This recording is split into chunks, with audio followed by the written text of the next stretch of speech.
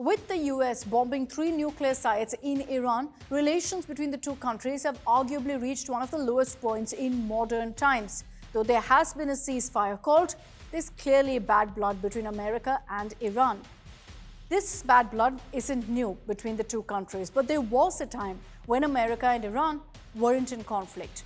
It was in August 1953 that the US helped overthrow a democracy-minded Prime Minister, Mohammad Mossadegh. Operation Ajax, a joint CIA-British operation, orchestrated the overthrow of Mossadegh and ensured power to Mohammad Reza Pahlavi, the last Shah of Iran. The Shah's ambitions for a nuclear-powered Iran gained support from the US and other Western allies. In 1957, both countries signed a nuclear agreement for the civilian use of nuclear power as part of then US President Dwight Eisenhower's Atoms for Peace program. Iran joined the International Atomic Energy Agency, the IAEA, in 1958. A decade later, in 1967, the US provided Iran with a nuclear reactor and uranium to fuel it. And then in 1970, Iran ratified the Treaty on Non-Proliferation of Nuclear Weapons, committing it to declare its nuclear material to the IAEA. Things soared, however, in 1979, when the revolutionary protests installed an anti-Western Islamist government. And so by 1984, America had designated Iran a state sponsor of terror. Now, in the early 2000s, there were revelations about undeclared nuclear sites which raised concerns. In 2002, 2 covert nuclear sites, Natanz and Arak, were exposed, revealing that Iran had hidden key facilities from inspectors. A decade of UN sanctions and talks followed.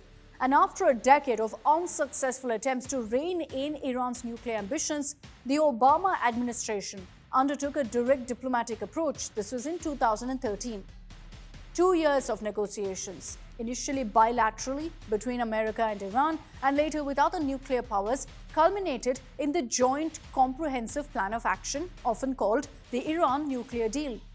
Iran signed the deal in 2015 with America, China, France, Germany, Russia, and the United Kingdom.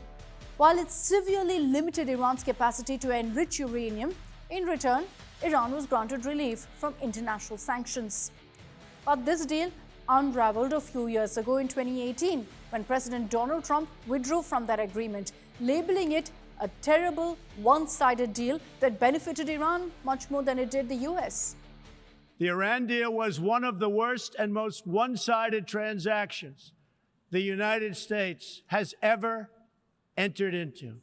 Frankly, that deal is an embarrassment to the United States, and I don't think you've heard the last of it. So Iran also called off its commitments and began producing enriched uranium beyond the limits the deal had imposed.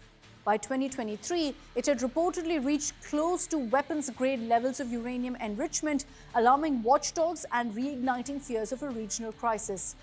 Fast forward to 2025, to currently, in his second term, Trump shot off a letter to Iran's supreme leader, Ayatollah Ali Khamenei, proposing new negotiations on a nuclear deal with a deadline of 60 days. But Khamenei rejected this offer, saying the US is not seeking negotiations with Iran, but rather imposing demands on it. Days before the expected signing of the new deal, Israel went ahead and launched a series of preemptive airstrikes on Iranian nuclear facilities. These attacks shattered US and Iran's diplomatic momentum. The rest, as they say, is history.